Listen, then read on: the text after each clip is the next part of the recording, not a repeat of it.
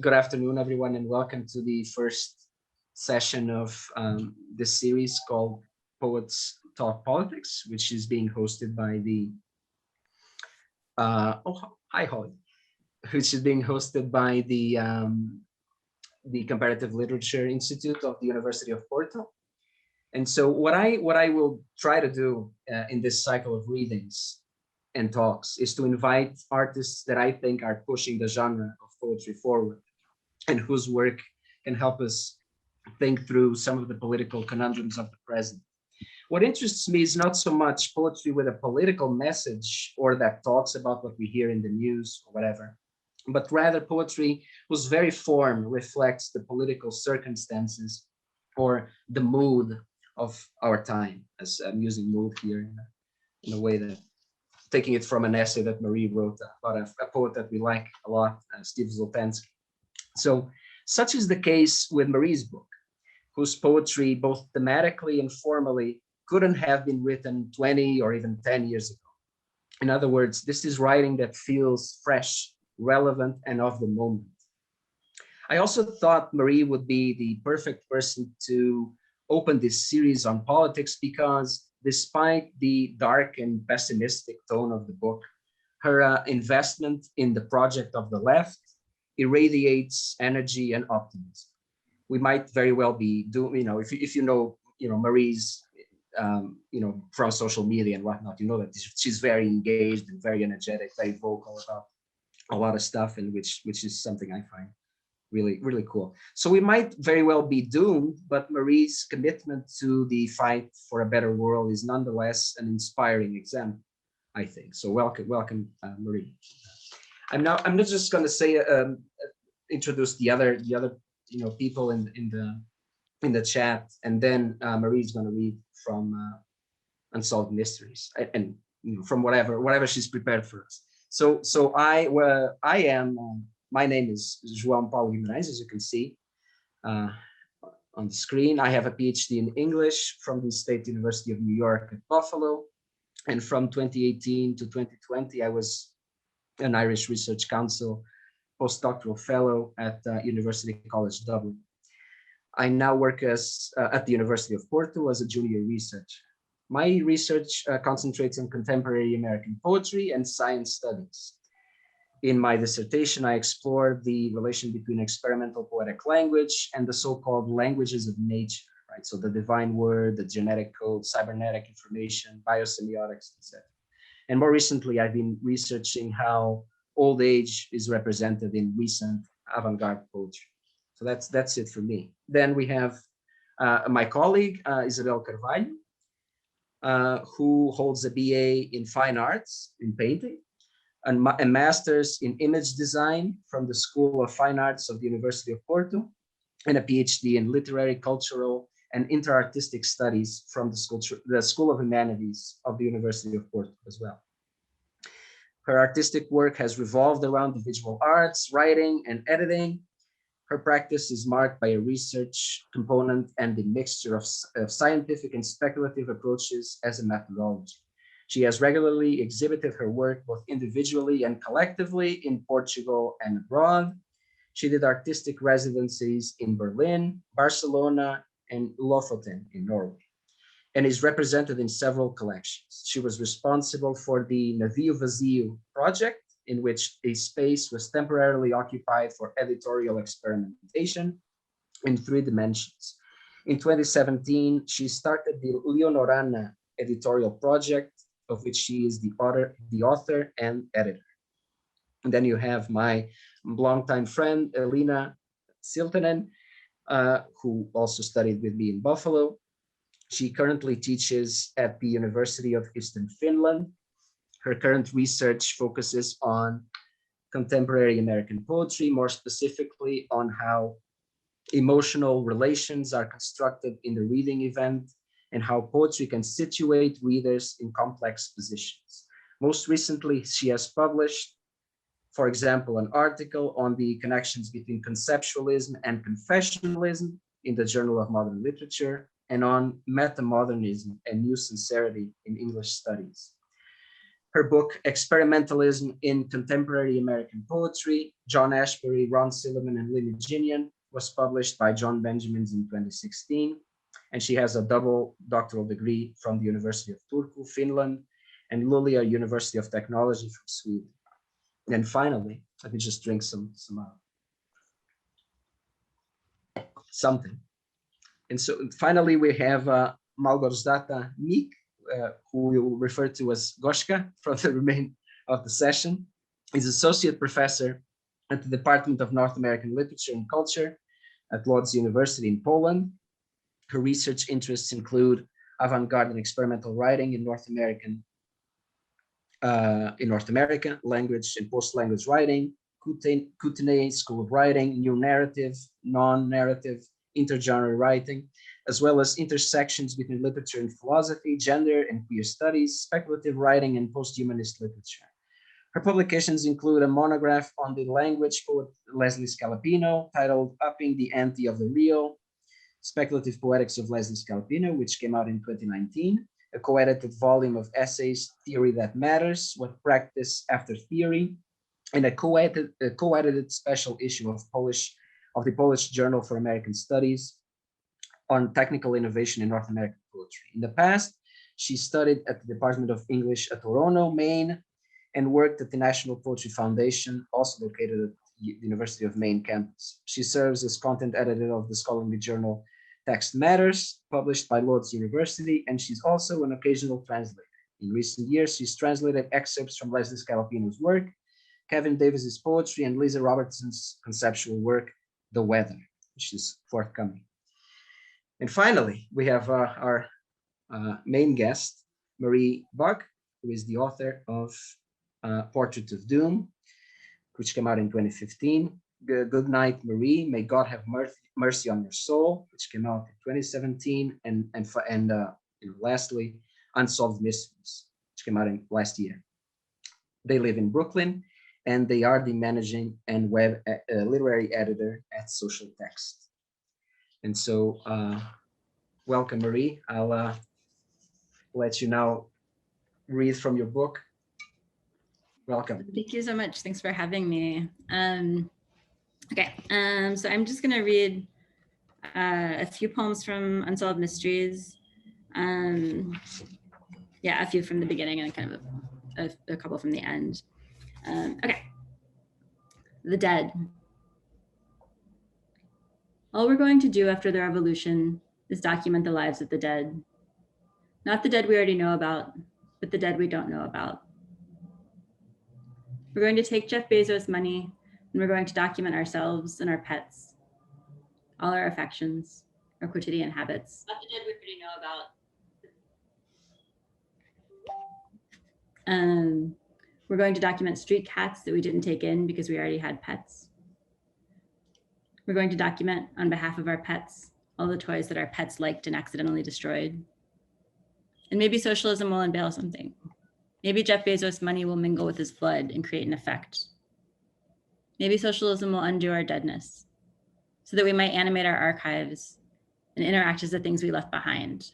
Me, for instance, as a Katamari ball of poems, but mostly emails facilitating the publication of academic articles, i.e. my day job, of bills paid, of bizarrely intimate texts with people met online, of graduate school papers about poetry I no longer like, of an embarrassing and neurotic Google history that wonders at various ages about the health of my bowels, the relative attractiveness of my genitals, the addictions of family and friends, about how to find memes that I can no longer find, about how Pasolini was killed, about the etiquette for sending sympathy notes. So that is the body that would get picked back up. And it could go around and find the others, the archives of my friends and lovers and pets from across time. I would find my childhood dogs, I would pet them. I would find the goldfish that got trapped at the top of the fish tank and cooked under the light. And when I had gotten used to things a bit and was ready, I would find my loves from across time, here in the form of animated G-chats. I'd suck on the shoulders of the G-chats. I'd be really toppy with them. I'd leave them for my friends, and my friends and I would tease each other about our archive bodies, about the things we'd Googled, the way our texts fit together to create new versions of our mouths. Let's take Jeff Bezos' money and use it to live forever.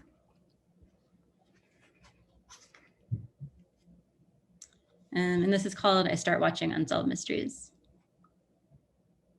If you don't know it, it's a TV show from the late 80s and early 90s, and on up into the aughts, apparently, though I haven't seen those episodes, about various eerie phenomena, unexplained deaths, paranormal activity, lost loves, hidden treasure, lost heirs, UFOs, missing persons, etc. The categories, which at one point in the opening credits are listed across the screen in the style that makes them look like they're receding into the depths of the computer, are loose and vary from week to week. If you remember the show, you probably remember it for the unexplained death segments, which mostly recount people going about their daily routines and then disappearing or turning up murdered. It is, often but not always, a serialized documentary about the violent deaths of mostly working class people, often living in rural places, whose lives would not otherwise be well documented.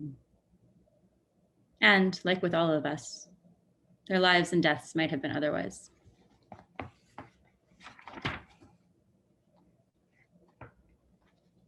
Yeah, and this one is called Hot Jock Shot Wad from Wisconsin, 1185, Saturday the 3rd.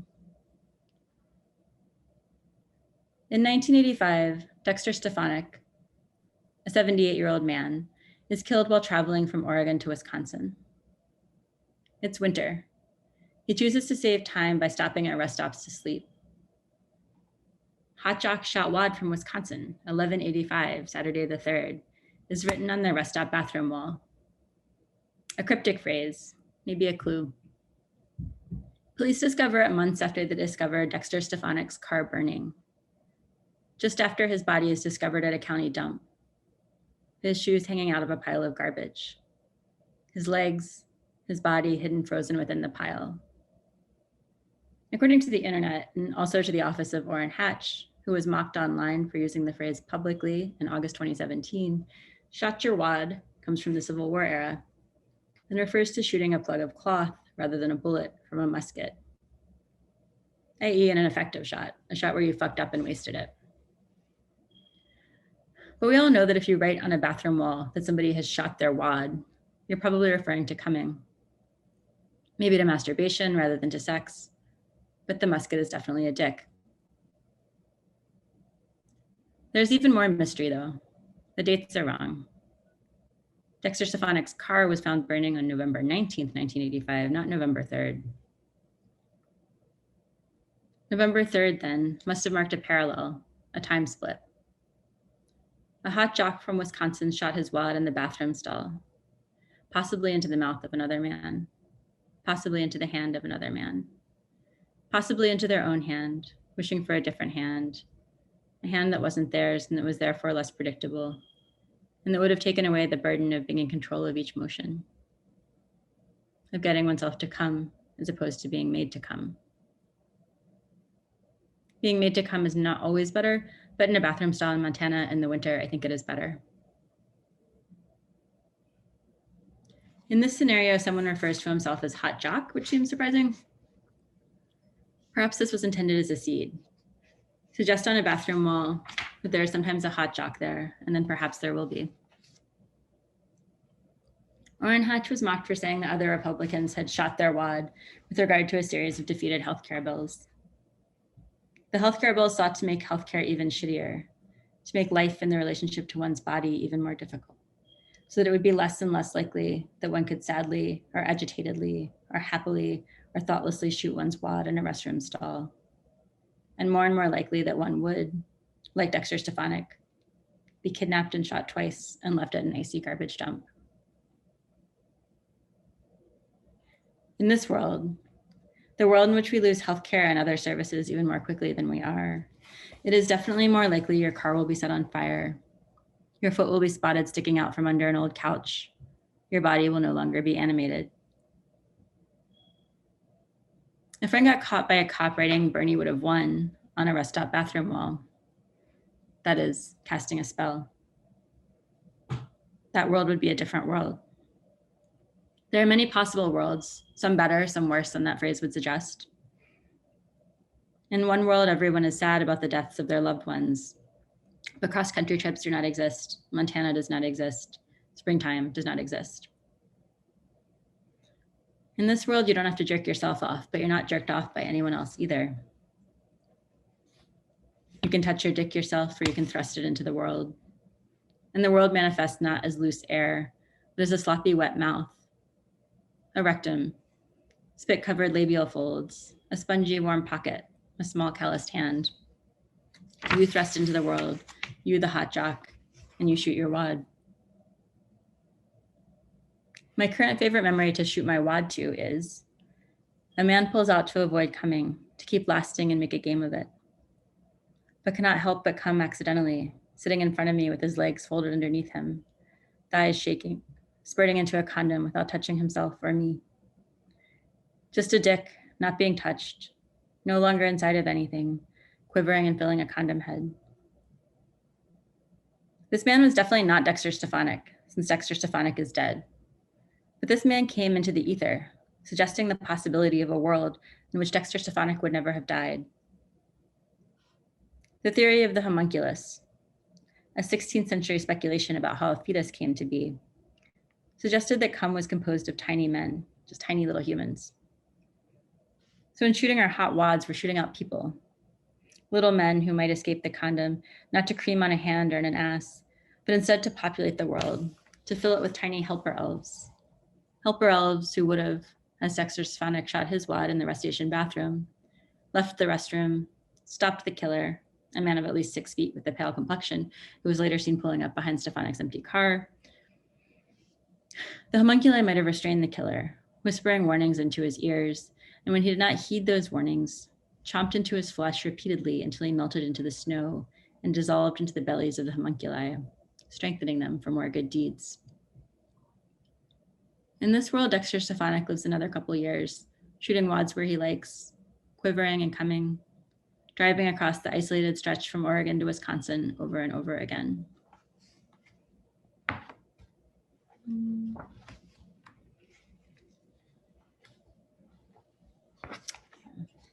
There are not a lot of universes in which time travel is possible. It's winter 2019. Apparently the very old are waiting to die so that they can live to see the Mueller report. NPR says, some elderly, ill critics of the president say they want to try to hang on to see how it all turns out. For instance, a World War II veteran named Mitchell Tendler began to fade. And his son recounts, it just was quiet for a little while, and then he just sits up in bed halfway and looks at me and he goes, shit, I'm not going to see the Mueller report, am I? And that was really the last coherent thing he said. Some of these people will, I imagine, live to be disappointed by the Mueller report, and some of them will die without having seen it, disappointed instead by the timing of their deaths. It is a shame when people die at the wrong time. Mark Fisher, January 13th, 2017, in the wake of Brexit and then Trump's election, several months shy of June 8th, when Jeremy Corbyn will do unexpectedly well in the snap election Theresa May calls, upsetting the Conservative majority and also indicating a larger leftward shift. Mark Fisher, presente. You watched the British elections with a new lover who told you everything he knew about the UK as you watched and fooled around and ate seamless and fooled around and watched more. He had planned to sleep over even though you no longer wanted him to, because even as you were rooting for the same thing, there was a gap between you and him. He stayed, you thought about Mark Fisher's death, and were relieved when the lover got up in the morning to go to the bathroom and you were alone in your room, hearing him pee through the bathroom wall, but nonetheless alone. The elderly who are waiting to hear the Mueller report will be cordoned off when they're dead, but they will not even hear the world through a bathroom wall. They won't know any of it. Catherine Lindbergh, my teacher in grad school, who spent her life writing about African-American literature and communism, jumped off a bridge into the Detroit River on December 13th, 2010. Tariq Al-Tayyib Mohammed Bouazizi, a Tunisian fruit vendor, set himself on fire on December 17th, 2010.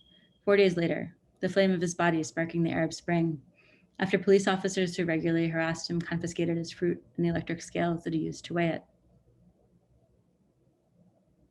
Clearly, if you spent your life studying communism and knew that in 4 days someone else's suicide was about to spark a massive political shift, you would not yourself be able to commit suicide.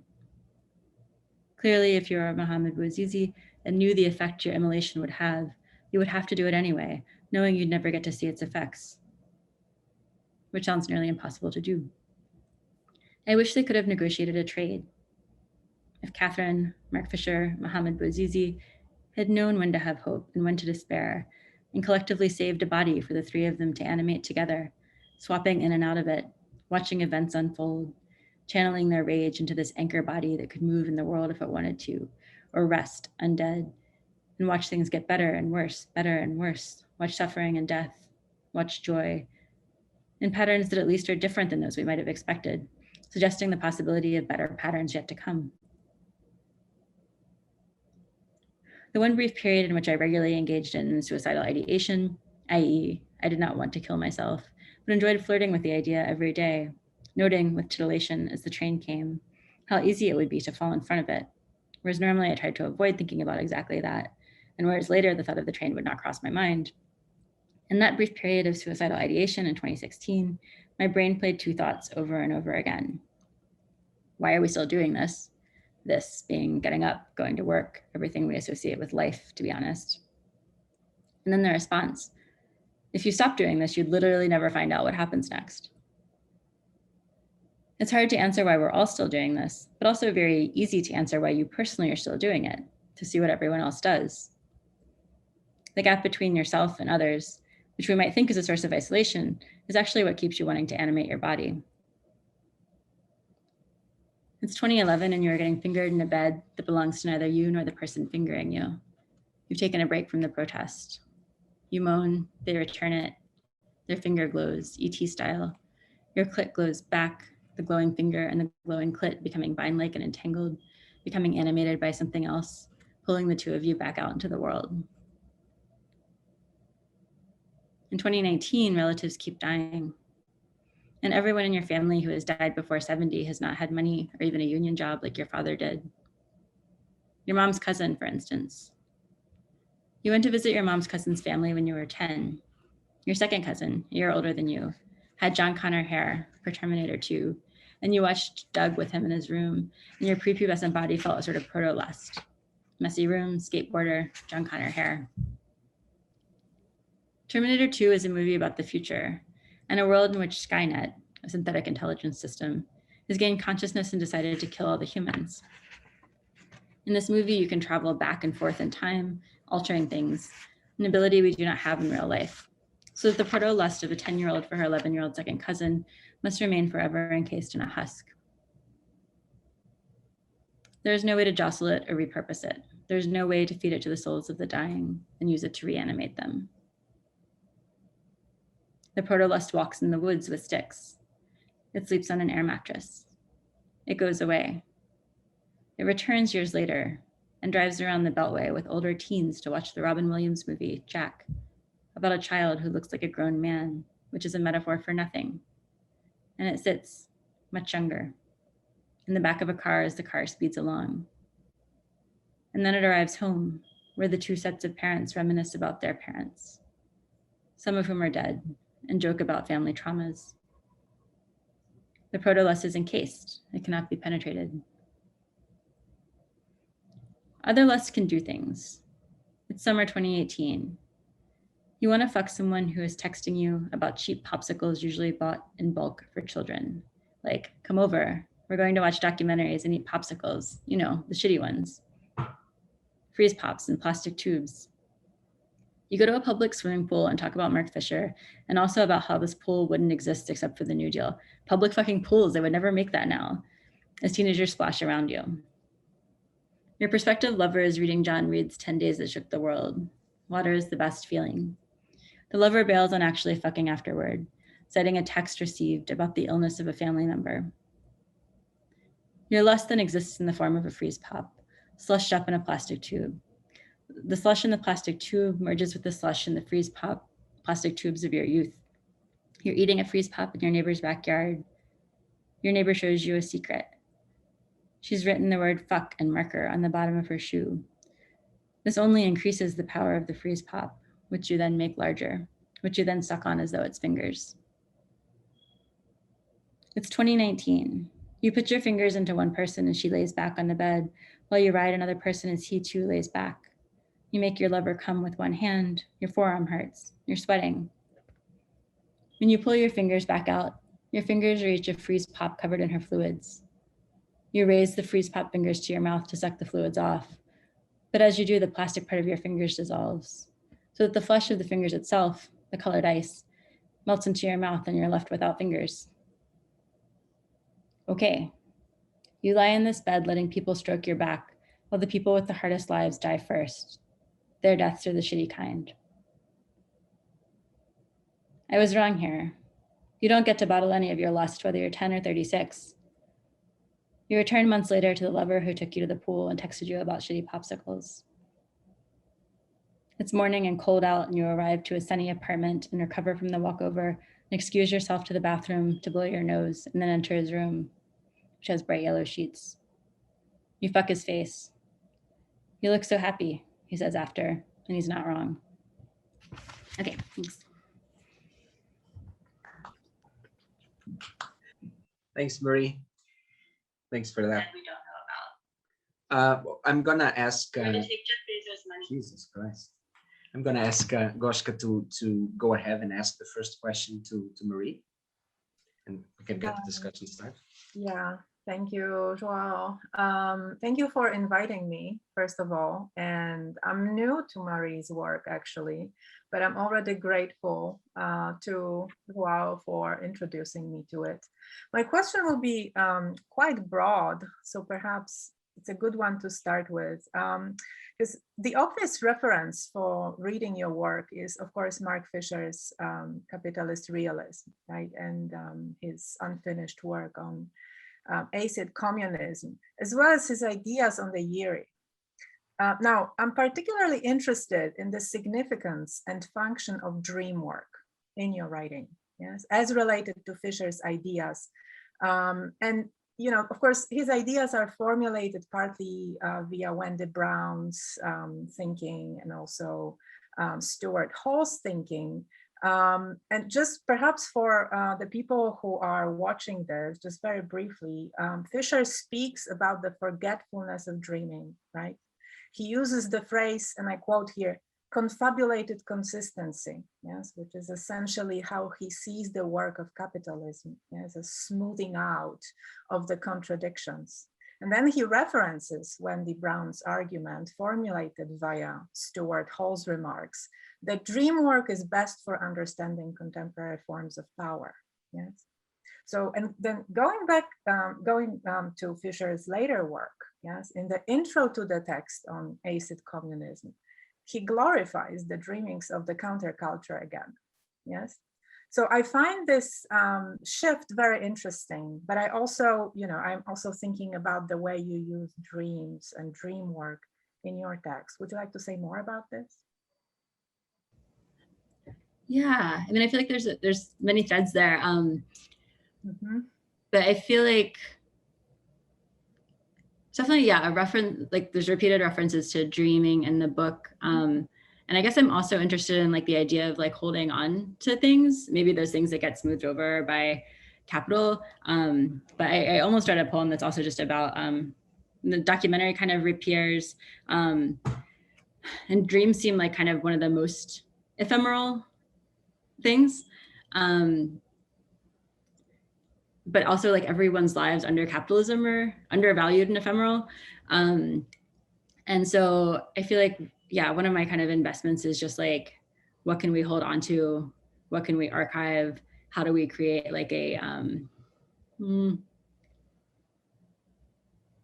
sort of like repository of meaning in our lives in our own terms that, I mean, the foil for it in the book is just this show Unsolved Mysteries, which is like very sensationalistic. It's like a sensationalistic crime drama, you know, from the late 80s and early 90s.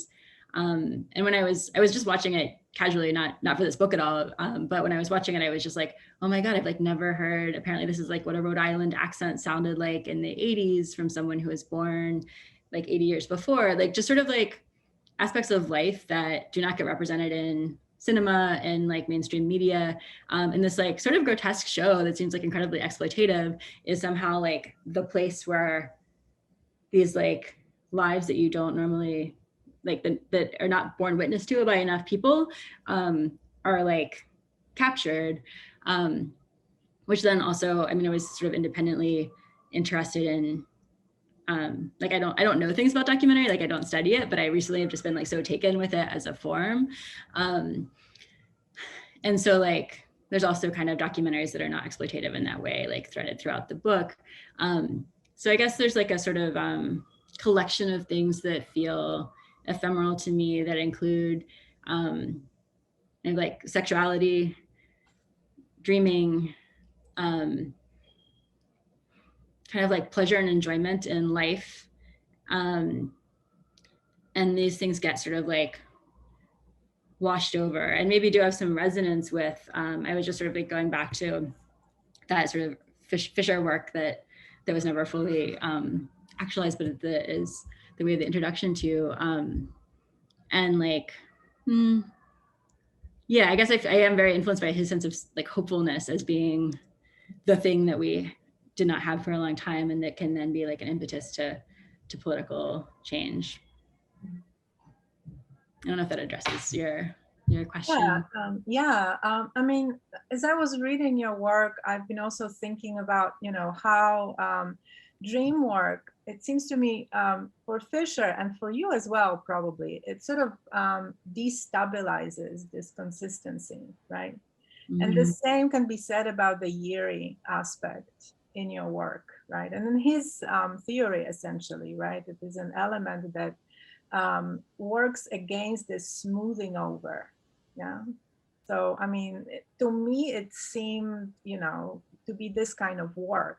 And of course, when I think about the word dream work, the word work in this word is also relevant, right? Because work is so prominent to what you are writing about. Yes, the sense of, you know, sort of losing toil and thinking about work in a completely different manner, right? Or moving toward a kind of world without toil. Yes, I mean, this is prominent, of course. There are other things too, like, you know, dream work connected to deaths, yes, and sort of this ghostly, hauntological aspect of the work, but also the necropolitical aspect that you touch on. Yeah, I was struck, for instance, by this phrase in one of the poems you just read, where the shitty popsicles then turned into shitty deaths, right? And how, you know, these two words sort of sound so similar and it so shockingly, right? Sort of this dissolution works both as a kind of a like gimmick, almost the gimmicky way, and in the necropolitical way. Yeah. So, yeah, I feel like the sort of ghost theme, I feel like there's almost like a, I don't know, a sort of religious question being asked, which I didn't realize I was writing when I was writing it. But then by the end of the book, I was like, oh, there's just like, I feel a deep, as someone who's been, I don't know, just like vaguely agnostic for most of my adult life, in relation to politics and to like some sort of like hopelessness that I was feeling, at least at one point, and it seemed to be a pervasive feeling on much of the left. You're just like, oh, there's really like, there's nothing to kind of hold or catalog or like the like sort of being like assuming there's nothing after you die, all the left's losses are just losses. It's just like they're there, people are washed away, there's nothing to hold on to, which like yeah, I guess the kind of like other like mystery and unsolved mysteries or whatever is just like what people die, nothing happens, and this seems like newly horrific, either because I'm older or because of where the political situation is, or I'm not sure what, but like I was surprised to find that I had a religious undercurrent happening. Yeah, thank you very much. I think I'll let other people ask. I know that Isabel had a question that kind of ties into very nicely to what Goshka was asking about dreaming. She had a question about desire, right? And the desire's relation to, you know, political action and utopianism and so on. Isabel, do you want to? Yes, actually I would prefer maybe to stick to my sequence of questions. So, but I think it still makes sense if I just do the sequence. Well, I have a few questions, and you're free to just select the ones that you prefer to answer. My first one is, what is the importance of blood, which you mentioned a number of times during the book, and the idea of individual sacrifice for the construction of a new community and a better world? And here I'm thinking like how violent deaths of many Black men that have in recent years become worldwide symbols of racial discrimination, and of Mohamed Bouazizi, that suicide, which you allude in the book. So just trying to simplify, my question is like, how does blood, like this image of blood in your book, like leads to like a human sacrifice that makes human life worth, like significant? Because for me, it has a lot of, I can read a lot of that in the whole book. I don't know if you want to answer this, or I can go to the next one. Yeah, I feel like, yeah, maybe I'm repeating what I said earlier, I'm not sure, but I feel interested, and the book doesn't quite do this, but like I feel like if I like could do any project right now and just like had funding to do whatever or something, it would be to like take people's life stories and like write them down. Like I feel like this is like an intense archival impulse.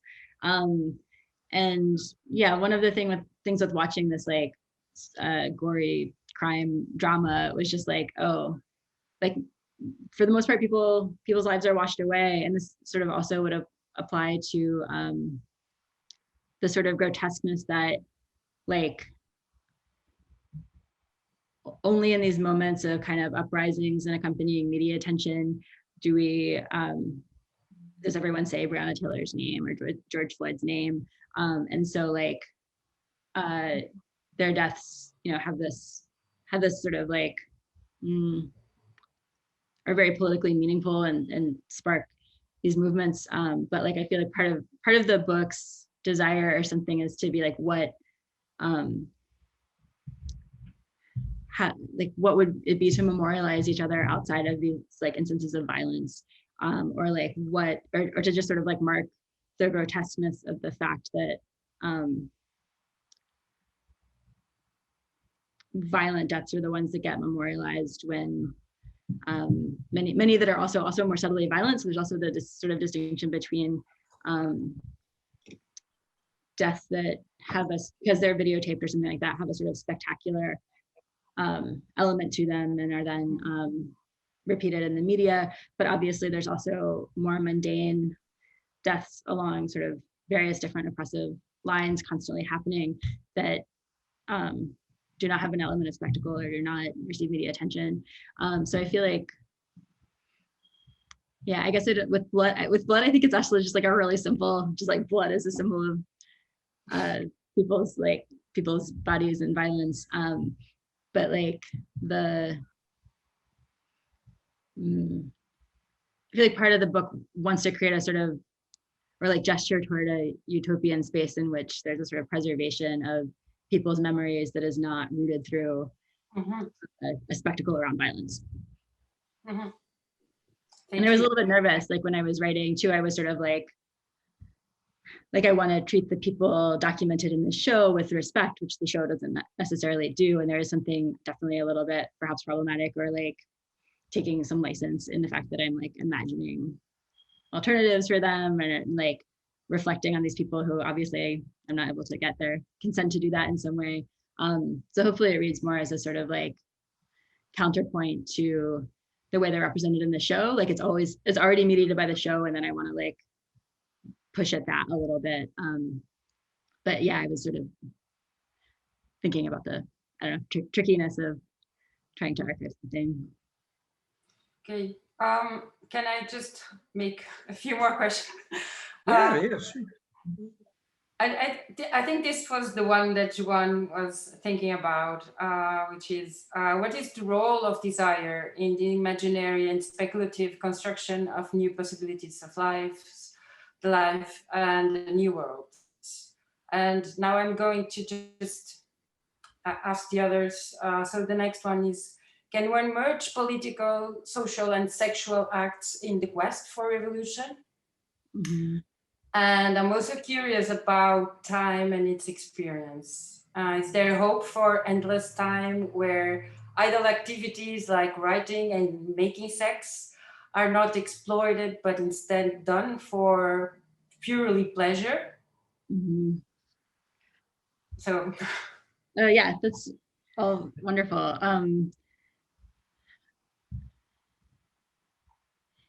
Yeah, I mean, I feel like just to address the last one, I do feel like more time is part of the desire of the book or something.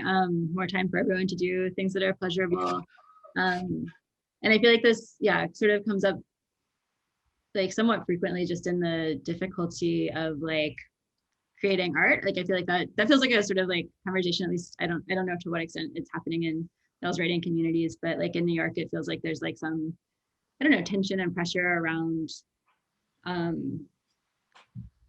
like sort of who has like paid academic gigs, who's doing what sorts of labor, and like and how much it's impossible to like find time to make art.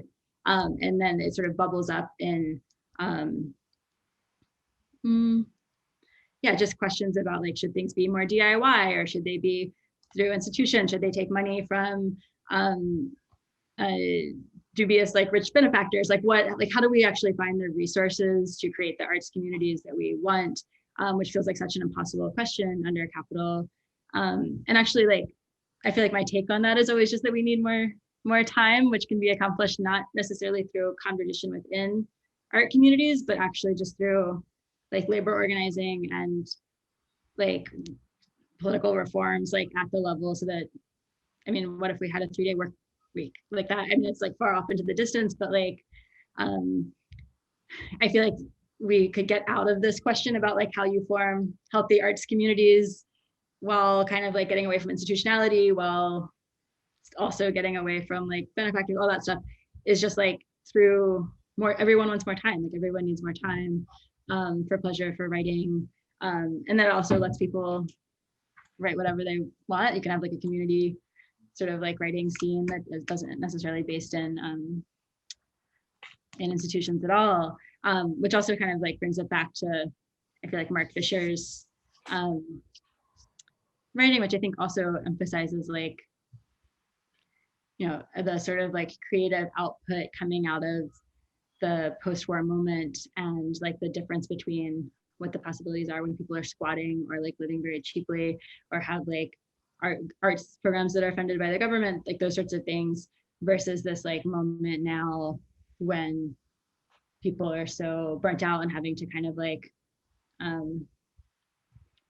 struggle for basic needs. Like I think he's just always like, that quashes art, and there's not like a formal reading of this. It's just like art is less good and there's less of it because we don't have the resources. And I sort of, yeah, I'm a fan of that sort of take on things. So that's one question. You think before that you were asking about whether the book is suggesting a sort of convergence of political and sexual revolution. Mm-hmm. Yeah, I mean, the book, I feel like sex is just like utopia in there, which in some ways I'm like, this is perhaps not quite problematic, but I recognize that sex is not actually utopian or always utopian. It's a site of like plenty of like bad political bad things, other bad things. But I feel like it also is a source of human delight, and like wanted to sort of allow it to occupy a utopian space in the book. Mm-hmm. And it's something that like if capital is so unrelenting in so many ways, the few like in between spaces that feel like they can be like reserved for utopian feelings, which would include sexuality, also like friendship and like human connection. Like I feel like that I guess I wanted the book to kind of just like bear as heavily as possible into those things. yeah, maybe I'll stop there for now. Or you had a first question too that I maybe have not addressed. I don't know. The other one was about desire and how desire, like to activate desire. Like I think that's, I read it as this being one of the purpose of the book. Like, what's the role of desire in the imaginary and speculative construction of new possibilities? So how desire works like a motor, kind of motor for imagination somehow. So to imagine new possibilities in general. Yeah, so that's the question. It's about desire. Yeah, there's like, the sexual desire in the book, which sort of seems to, like, I feel like I'm kind of conflating it with like political desire. Yeah, and that sort of, I also feel like there's a kind of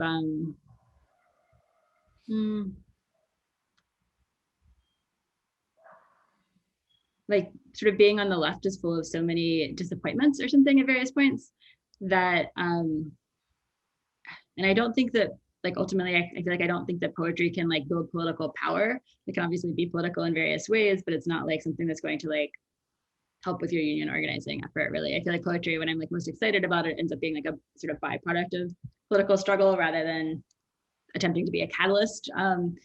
But like, I feel like there's so much like deep disappointment involved in left organizing. Like the state will crush most things. Like that's what happens and will continue to happen for a long time. But I feel like that often turns into sort of bad blood within the left, or like the sort of like this like giant repository of negative affect like builds and then often gets turned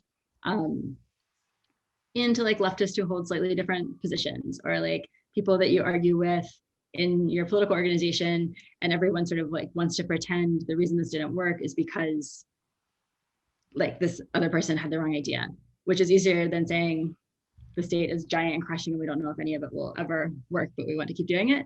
Like that is so intense and dark that it is difficult to like to deal with. And so, I mean, one of my friends was pointing out the other day that the book's like very libidinal, and I was like trying to think about why, and I was just like, oh, like I don't think that the book can like do political activism, but I do hopefully think that like if we can hear in other people's work, whatever, can like reroute those negative affects and like desire to win, or to like have revenge in some way, to have pleasure, to have revenge, to have like all these things that were like being denied when you like put in organizing work, and then things are crushed or things are terrifying, or like your comrades face various like arrest charges, those sorts of things, then like that negative affect, like I want to create somewhere to put it that isn't at other leftists, I guess. Thank you. Right. Elina, do you want to ask a question now? And then I'll go next. All right. So I feel like you've already partly maybe talked about this a little bit in response to various questions, but maybe it's still something that kind of deserves to be highlighted more. So the idea of possible worlds in this book, I feel like it's something that comes up a lot in, for example, in the poem that you read earlier, the Hot Jock Shot Watt from Wisconsin, about Dexter Stefanik, who's discovered in a pile of garbage, and it comes up later for other unsolved mystery people. There's Kari Lynn Nixon, a teenager whose small town murder destiny is replaced with a variety of imagined ones, like her going to New York to be queer or to appear in a New Kids on the Block video or something like that. So do you want to talk more about the idea of possible worlds, and maybe how you see the role of poetry in constructing such worlds? And maybe does the speaker of these poems believe in better possibilities? Yeah, I mean, I guess so. One feeling that as far as the libidinal stuff is concerned, I feel like one sort of thrilling part of organizing is whenever that moment happens where you feel like you actually have sort of affected the course of things, which I feel like I had never felt in my life until like Occupy was happening. And then it was just like, I genuinely didn't know what was going to happen next. And it felt like it might be different depending on what this like collectivity did. And Occupy was like a total mess, but there was something just like so deeply thrilling and motivating about you know, the feeling that we didn't know what was going to happen next. I thought of it also in relation to like Mark Fisher's capitalist realism, where he says sort of at the end that like this, once this like cloud lifts and we can see something, like suddenly the possibilities will like open. And that is what Occupy felt like to me. But I think that kind of, I mean, in a kind of like pop culture idiom or something, there's like different splits in time or like different possible worlds that you can see kind of unfolding. So I guess for me, it feels like connected to a sense of, I think both in relation to like a political trajectory and in relation to just like myself aging, the sense that like things are not predetermined, you can like watch them kind of shift. And people talk about that, I guess, in their personal lives, maybe in relation to the gory stuff and Unsolved Mysteries, but like, you know, someone gets hit by a car and something, everything in their life shifts in an instant or something, right?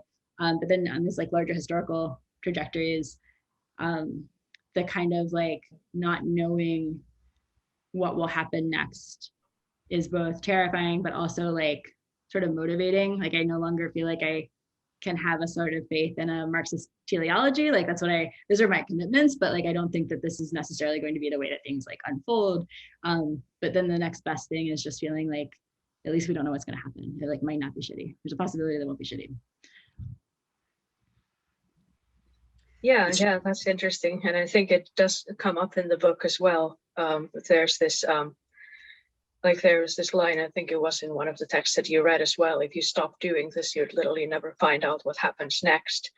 And then again, on the other hand, there's this other side of it. Like there was another poem, I think it's towards the end of the book, where there's the sentence, it's probably impossible to sleep with anyone right now who has a hopeful view of the future and is not an idiot. So it's kind of like there's these, both the hopelessness and hopefulness, both of them are there sort of.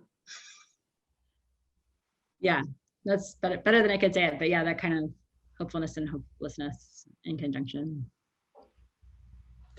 No, I mean, I think that maybe some of our viewers might not be as familiar with Mark Fisher's work as maybe we are, and so it maybe be important to highlight this idea of like the absence of a future, right? What he says about our contemporary age, right, is that there's just no, as Marie was saying, no horizon of that horizon of possibility, right? That idea that something else might be possible is just not there anymore, right? And he sees that this as being, related to the rise of course, the rise of neoliberalism and whatnot, but also the fall of the Berlin Wall, right? The sort of period that we're living in, right, which has been defined, of course, multiple times as the end of history, right? It's just the same happening over and over again, right? And I think Marie throughout the book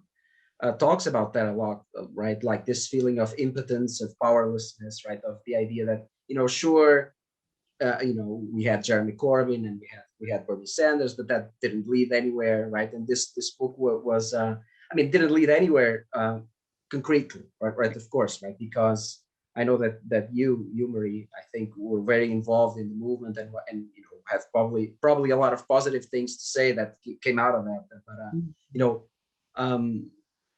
and so that kind of leads to the question I wanted to ask you, which is about the present, right? Like how now that that campaign that we thought might have a shot at winning the White House, right? Bernie Sanders' campaign has ended, right? And now we have Joe Biden in the White House, right? We no longer. Let me just read the question I had as I had it here, so I don't get lost, right? So what I said was the Trump years led to a sort of negative correlation, right, between the center and the left. People just wanted to remove him from office by whatever means. The general mood was one of urgency and despair. So the question is, are we now with Biden's election going to go back to a climate of complacency and false security, right? Which is sort of what has predominated, right, through the last decade at least, right? The idea that, again, like that we couldn't really go beyond a certain level social well-being or prosperity, right? And so that's sort of my question, right? Like, is his election, in your opinion, is it a sort of setback for the left as well, right? Is a step back? I'm sorry, a step back for the left, right? In a way, right? Even though, of course, we all, I guess, welcome the result, right? We all see it as a positive thing in a way, but in other ways, it might not be as positive as all that, right? And that feeling of powerlessness might still be there, I guess, right? That idea of that things will just remain more of the same. Right. I feel, I mean, maybe I will regret saying this later or something, but I feel genuinely, I don't feel hopeful about Biden per se, but I feel like the left is in a better position than it's been, like in my lifetime, I would say. Like, and I don't actually think, I mean, on the one hand, I have the same, I think, feeling that maybe you're articulating, where like, which was the same feeling sort of during the, like when Obama was elected, where you're like, okay, I've been protesting with like lots of people against George Bush's wars. And now that Obama is elected, suddenly those people are like, I realize that they have very different politics than me. And they're just like completely gun-ho enthusiasts. And that I remember being very disoriented, and I was like, oh, this is gonna happen. It's gonna be the same feeling. But actually I feel like, at least in the US, like to the extent that I'm aware of, it feels like there's a real, just like a tremendous shift, and people, like so many people self-identify as socialists right now in a way that feels like really surprising. And people obviously mean a whole spectrum of things by that, but like I mean, I feel like the number of people I know who like either weren't super political and now are, or just like when I go, like I'm in Democratic Socialists of America, and like when I go to like meetings, and when I first started going to the meetings, I was, after being kind of in a Trotskyist organization earlier in my life, I was just like shocked by how many new people there, like people, I feel like I'm a totally different generation of leftists or something, and there's like so many people who were radicalized through like the combination of like the Bernie campaign and then Trump, but they didn't like then turn to Biden. There's like total, I feel like, just dissatisfaction with the status quo, accompanied by like I feel, I'm surprised to say that I like now feel very interested in electoral politics, not the Democratic Party at all, but I feel like the kind of like ability of the Bernie campaign and having prominent figures like AOC and Rashida Tlaib, and Ilhan Omar like in these positions of power has meant that like just like very large swaths of people are now exposed to at least the idea that the Democratic Party is mostly doing bad things, and like some version of something that's being called socialism, which I realize like I probably mean something different by that than AOC does, but like people are kind of interested in the left, and it's not actually even being rooted through the same kinds of debates that it was previously. Like I feel like there was a moment where the left was sort of rehashing, or like when I was first around left stuff, it felt like important to know whether the Soviet Union was a like degenerated worker state versus a bureaucratic capitalism. Like that there were these sort of debates that had been formed in like the mid to late 20th century that felt not organic to people my age coming into things, but you like went to learn them because the left was so small that you were just like learning this discourse that was from a previous era. Whereas now it feels like I understand why those questions are still relevant, but it does feel like people coming in have this whole other set of questions that like just like are not, they're like living questions or something, because the left is so much bigger and the debates are more live because there's like, you know, just like good questions of like, do we support X or Y or Z campaign by a person who doesn't identify as a socialist but has our value, like the sort of, I mean, there's actually like very sharp and interesting debates around even the electoral things.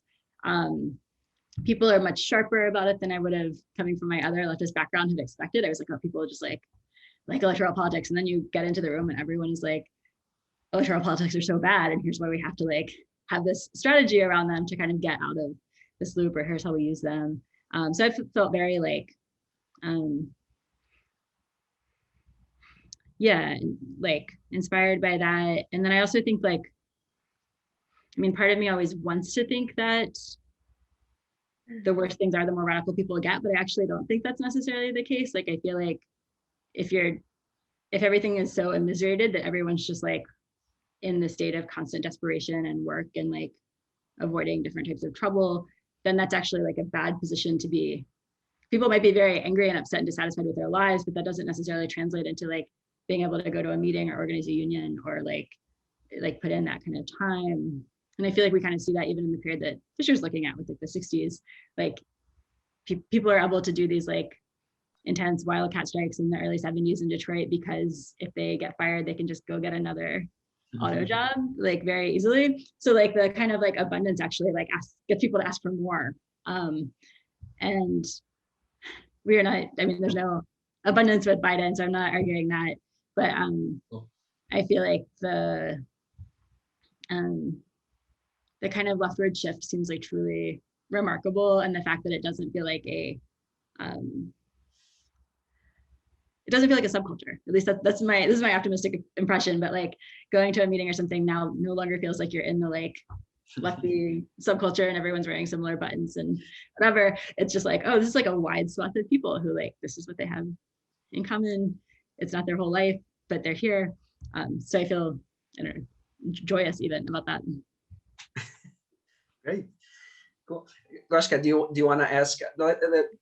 Our time is actually over, but let's just for the next 10 minutes, I'll let you two, Goshka and Elina, ask another question, maybe. I'll just read it to make it faster. So I wanted to know more about your sense of the politics of form, right? Especially since it seems to me that you appear to position your poetry at a considerable distance from the expressly formally experimental writing. You know, and then I think about, for instance, poets such as Wendy Trevino, who would say explicitly, you know, Wendy Trevino is not an experimental poet, right? I mean, do you see yourself in the same camp, right? And, you know, also, I'm thinking about this because I'm interested in your emphasis on the narrative, yes, and your push towards narrative, which is very intense, yes? And it doesn't happen very often that I myself am drawn to poetry that, you know, is so focused on the narrative. So I was really surprised reading your work and thinking, oh my God, this is like so narrative, and I'm loving it. You know, I'm really attracted to your poetics here. So, you know, would you like to comment about that? Because it seems to me that you have a very interesting understanding of form, which is very broad. It goes beyond, you know, experimental language. You treat it more kind of holistically, so to speak, right? Yeah, thank you. That's also really nice to hear. I feel like it's the most narrative thing I've written, so it's nice that it reads in that way. Yeah, I mean, I feel like I very much cut my teeth in the experimental poetry community, and I feel like that's like where my home is. But I feel like I guess the thing that like sticks with me from that is wanting a poetics that sort of connects individual experience to a larger social and political like context. So I feel very off-put by a certain form of like lyricism in which it feels like the speaker's like the only one in the world or something like that. That thing still just like does not, I can't get into it. But I feel like there's also maybe a moment in like 70s, 80s poetry. And I mean, I love so many poets from this period, but that sort of moment where it feels like there's an emphasis on a form as a form of politics, like the words, the sentence structures are going to like do the politics. And I feel like basically like when I got more involved in political activism, I was just like, oh wait, this would not make sense to anybody in this room. It's like very much like a sort of intellectual tradition, and it's an interesting one, but like, you know, if you ask if a poem is political, then it probably makes sense to say yes. Like you can read a politics off of like most things. But if you ask like, what role, like how do we form a union at our workplace, or how do we get someone elected, or how do we organize like an effective protest and put our physical bodies in space against X or Y or Z. Like there's almost nowhere, like no one's going to answer like, here, you need to make this poem first and then blah, blah, blah. Like it doesn't sort of organically flow in the sort of way of building political power. And that's like a distinction that I think I like to make. I mean, because the left was in such retreat in many ways for decades, like I feel like academic discourse became this like keeper of it. But then obviously if you're like teaching your students or something, like the way I want to teach my students is definitely to read the politics in a poem and see what is there. But if we like back out and actually are in the space of a social movement, that kind of recedes into the background and doesn't make sense. But there's like this sort of conflation, and I feel like maybe especially in I don't know, like American online discourse, I don't know if this is true elsewhere, but like a real hyper emphasis on language. And that, it's not the same as like the poetics of language poetry or something, but to me, there's something that resonates between those things as like attributing political power to this like close reading of words, or to like the what you would close read off of words. And so like I feel like I usually try to word it as like of course poetry might be political, but it doesn't build political power. It's not going to like help you make this like legal change or form this organization. And so I think my kind of like I feel like my syntax and whatnot in writing like shifted with that a little bit, and I like wanted to have a sort of poetics that could both be somewhat more narrative, but also like continually connected to about connection to other people or about like solidarity. So I feel like there's one way of like refusing the lyric that is like about kind of like taking apart the lyric subject, and now I'm kind of like, I don't know that I am interested in taking apart the lyric subject. I'm actually interested in collectivity. So like not the lyric subject, but like the collective subject, or how you bring people together. Yeah, that's how I have been thinking about your work, actually. Thinking about the narrative is also a way of, speaking for these people who are dead, right? And they were sort of lost without the narrative, yeah. But also, thinking about the conceptual aspect of your work, right? The idea of the procedural drama of unsolved mysteries and how you use it in the book. Yes, it's also related to what you want to convey. So it's not just a formal experiment, right? Mm-hmm. When I think about the original series of unsolved mysteries and its conservatism, I'd say, and then, you watch the new episodes and they have a completely different vibe, they're just like, they don't have that very interesting, eerie kind of atmosphere. Yeah. And I think it's really nicely kind of portrayed in the book. Yes. And it has relevance to what you were trying to say. So I thought that was really successful in this sense, right? Like you managed to integrate the conceptual aspect with the sense that you convey to the reader. So thank you so much. Elina? Yeah, maybe I'll ask a fairly specific question. I'm looking at the poem called Take My Glasses Off, and there's this sentence: texting too has asynchronous intimacy, but my real question is how I can get myself back into the 90s and onto unsolved mysteries. And what that sentence made me think about is the idea of escapism. So in a way, are these unsolved mysteries and the lives of ordinary people, and maybe some of the other things that happen in this book, like all this sex and things like that, are they maybe a form of escapism, and to what extent is that necessary, perhaps in the current situation, whatever that situation is? Yeah, no, I definitely think there's a sort of like, escapist / utopian. I don't know, like I don't know where the line is between the two, I guess, or maybe it's like playing with the line between the two. But I guess I also, and maybe in line with the Fisher, I do want there to be like a sort of, like I feel like, I don't know, like thinking about left politics should also like put the emphasis on the pleasure, or like what we all can get from it or something like that. And I feel like there's a lot of, I mean, there's political discourse. Definitely, I feel like a lot of liberal political discourse like hinges on guilt for some reason right now. Like, and I don't think that's like a good motivating factor for people. And I'm like interested in kind of like the pleasure of the feeling of collectivity, the pleasure of like winning things together, the fact that like almost everyone would have a better life in a different political system, except for like a very small number of people. Maybe in part as a reaction to the kind of like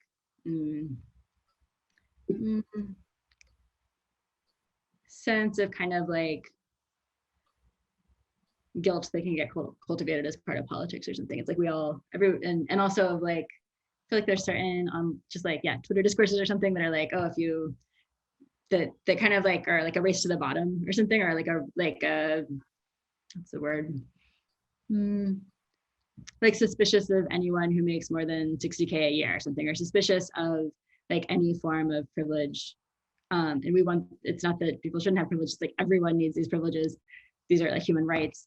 And so like, I feel like maybe part of the reason that the book leans heavily on pleasure is because I'm interested in the possibility of like basically like what affective mode is the glue that's like connecting a social movement, or how do you like what kind of glue do you want to like stoke or ferment? This is a mixed metaphor, but like the kind of ability to like make more pleasure for people, and have it be realistic and be not an escape, but like a sort of like concrete thing that you can imagine even just in winning like a higher minimum wage.